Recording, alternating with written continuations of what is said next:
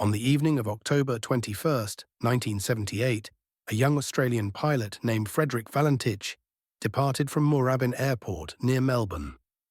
He was piloting a Cessna 182L, a single-engine light aircraft with a high-wing design commonly used for training and personal flying. Valentich, at just 20 years old, had a Class 4 instrument rating, which allowed him to operate at night under visual flight rules. By that time, he had accumulated approximately 150 hours of flying experience. His flight plan indicated a journey from Moorabbin to King Island, a remote location situated in Bass Strait, roughly halfway between the Australian mainland and the northern coast of Tasmania. The flight was expected to take just over an hour, and Valentich planned to return the same evening. He was not carrying any passengers, and the purpose of his trip has remained a subject of speculation. He had informed his family he was traveling to pick up some friends, but no passengers were scheduled to meet him, and King Island Airport had no notification of his planned arrival. At 7:06 p.m., as Valentich flew southward over Bass Strait, he contacted Melbourne Air Traffic Control to report an unusual occurrence. He asked if there were any known aircraft operating in his vicinity at an altitude of around 4,500 feet. The controller informed him that there were no known aircraft in the area. Valentich then described seeing an unidentified craft with 4 bright lights, which he claimed was moving at high speed and appeared to be orbiting above him. He later stated that it had a shiny metal surface and emitted a green light. Over the next 6 minutes, Valentich maintained contact with air traffic control, continuing to report the object's behavior. He said it was approaching from the east, then reported that it was circling above his position. He expressed difficulty in identifying the object, remarking, "It is not an aircraft." As the conversation progressed, Valentich's tone became increasingly strained. He reported that the mysterious object was hovering and that it seemed to be playing some sort of game with him. He mentioned that his aircraft's engine was running roughly, and shortly thereafter he transmitted his final message.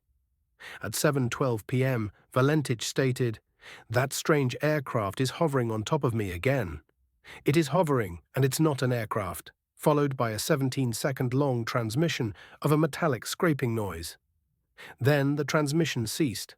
No further contact was made. Immediately after the loss of communication, Melbourne ATC raised the alarm.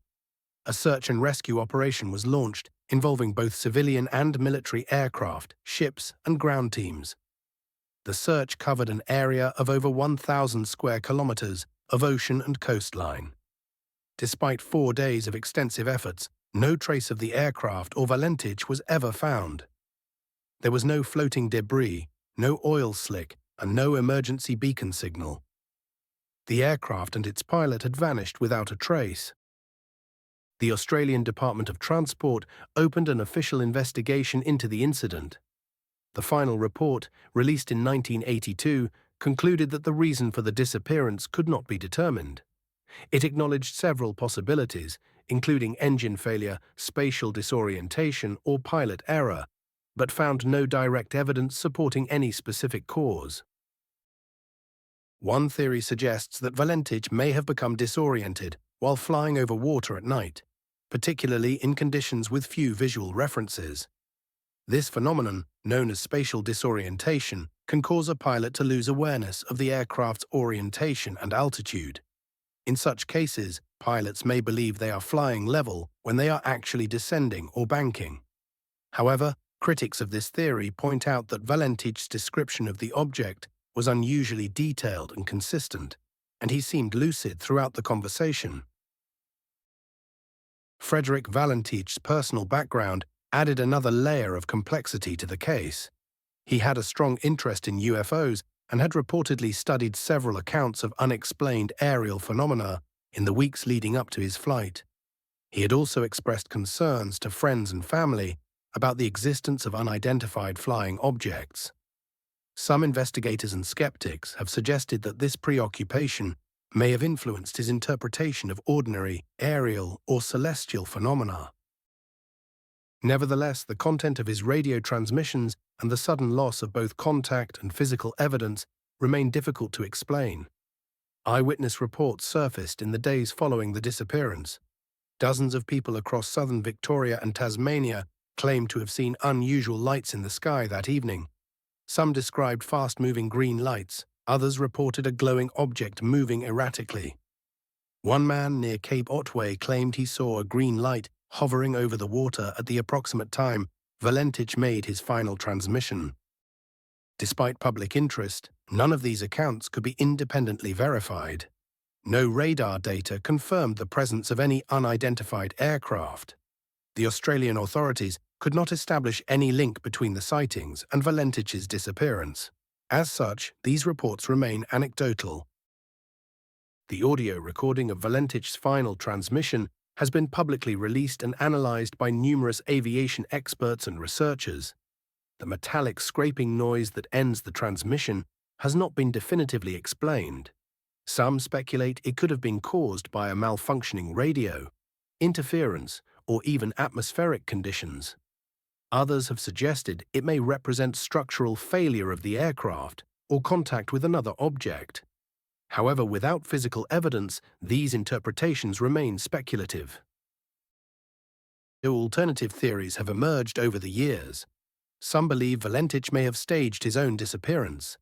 This theory is based on the lack of physical evidence, the unusual nature of his flight plan, and his prior interest in UFOs. Critics of this theory argue that there was no evidence Valentich planned to disappear. He had not withdrawn funds, and there was no sign of long-term preparation. Another hypothesis is that he may have misidentified a celestial body, such as Venus, which was visible that night. Pilots have been known to mistake planets or stars for aircraft lights, particularly when flying at night over large bodies of water. The movement of the Cessna relative to a stationary light could give the illusion of motion. However, this theory is challenged by the consistency of Valentich's description and his mention of the object's maneuvering. In 2012, nearly 34 years after the incident, aviation researcher and former pilot Ken Williams suggested that Valentich may have inadvertently entered a graveyard spiral while flying at night.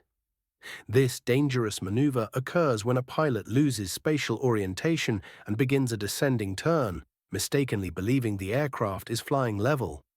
This could explain the lack of debris, as the plane may have entered the water at a steep angle, breaking apart and sinking quickly.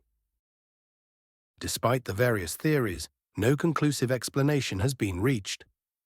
Valentich's aircraft, registration VH-DSJ, has never been recovered. No evidence has been found to confirm a crash, a hoax, or a mechanical failure. The case remains open in Australian aviation records. The disappearance has become one of the most well-known aviation mysteries in Australia. It has been featured in documentaries, books, and radio programs, and is frequently cited in discussions about unexplained aerial phenomena. For UFO researchers, it is considered a rare case in which a reported encounter was followed by the disappearance of both the witness and the vehicle. Frederick Valentich's family continues to live with uncertainty.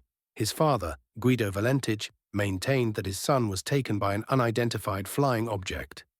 He believed his son had encountered something not from this world. The family has never received closure, and no remains have ever been recovered.